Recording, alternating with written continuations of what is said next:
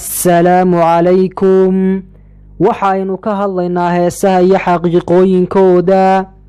waxaa arrintan igu dhalisay inaan ka hadlo markii aan arkay in badan oo bulshadeenna ka mida oo ku ibtilaysan arrintan. waa ay jirtaa culimo badan oo ka hadashay, laakiinse waxaan rabaa inaan baraarujiyo. alle waxa uu ku leeyahay qur-aankiisa kariimka ah: ومن الناس من يشتري لهو الحديث ليضل عن سبيل الله بغير علم ويتخذها هزوا أولئك لهم عذاب مهين.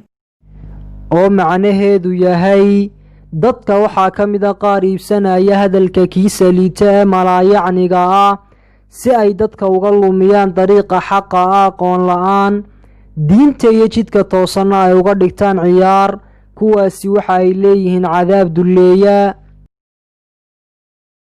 haddii aynu soo qaadanno culamaau tafsiir waxay ka leeyihiin aayaddan ibnu cabbaas iyo ardaygiisii mujaahid. waxa ay leeyihiin lahwal xadiid waa heesaha iyo durbaanka. xasanulbasri waxa uu leeyahay aayaddani waxa ay ku soo degtay heesaha iyo qalabka lagu ciyaaro. cabdilaahi bnu mascuud waxa uu yidhi: wallaahu aladii laa ilaaha hayruhu huwa alghinaa. ilaahay baan ku dhaartee waa heesaha. 3 jeerna waa uu ku celiyey. madaxweynihii muslimiinta soo maray ee cumar binulcabdilcasiis oo ka mid ahaa culimadana waxa uu yidhi: alghinaa'u min ashaytaan wa caaqibatuhu sakhdu raxmaan. heesuhu waxay ka ahaadeen xagga shaydaanka, cidhibtooda dambana waa cadho alle.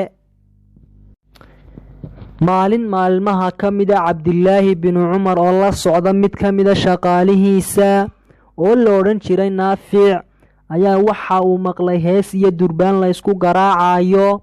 dhagaha ayaa uu faraha geliyey inta uu ka baydhay meeshii ay heesuhu ka socdeen. markii uu indoora socday ayaa uu naafic ku yidhi: miyaad hadda wax maqlaysaa? naafic ayaa yidhi: maye, waa uu inaga hadhay codkii. isna waxaa suuragala inuu dhagaha faraha kula jiray balse uu ka hor saaray. intaa kadib cabdilaahi binu cumar waa uu ka saaray dhegihii faraha. waxa aanu yidhi: nebiga ayaan arkay oo codkan oo kala maqlay oo dhagaha faraha geliyey. haddaba haddii aynu soo sheegno sababta ay ku soo degtay aayaddii aynu soo sheegnay, waxaa gaaladii quraysheed ee nebiga ka hor yimid ka mid ahaa nin la odhan jiray anadara binu xaaris. waxa uu ahaa nin madax adag oo dhib badan. waxa uu ka mid ahaa odayaashii quraysheed. markii uu arkay in dacwadda nebigu hore u socoto oo aanay istaagahaynin ayaa waxa uu safar u galay si uu uga hortago nebiga oo uu u joojiyo dacwadda nebiga. waxa uu u safray faris. waxa kale oo u safray boqortooyooyinkii roomaanka ee reer yurub. waxa uu u tegay nasaarada iyo yuhuudda. safarkaas waxa uu ku soo qaatay sheekooyin, khuraafaad iyo heeso. hablo heesa ahna waa uu soo kaxaystay. maka ayaa uu la yimid. nebiga ayaa uu soo diyaargaroobay calayhi salaatu wasalaam. marka uu nebigu wacdiyo ee uu dacwadda u sheego dadka soo cumraystay ee maka yimid ee uu ka tago ayaa uu u soo dabamari jiray oo uu heeso iyo durbaan u shidi jiray. hablaha heesaaga ahna waxa uu odhan jiray heesa. kadibna waxa uu raaciyaa sheekooyinkiisii iyo khuraafaadkiisii. kadib waxa uu dadka ku yidhaahdaa: waxaan idiin sheegay iyo waxa muxamed idiin sheegay keebaa macaan? isagu waxa uu idiin sheegaa oo keliya tanaar iyo cadaab, aniguna waan idinka farxiyaa. wax uu nebiga sidaa u dhibaba oo uu dhibaateeyaba waxaa la dilay maalintii badar.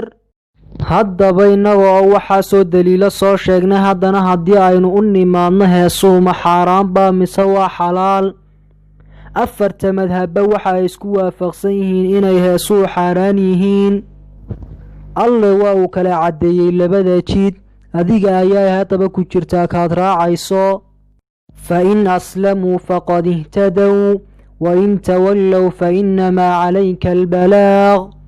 haddii ay hoggaansamaan waay ay hanuuneen, haddii ay jeestaanna adiga waxaa ku saaran gaadhsiin.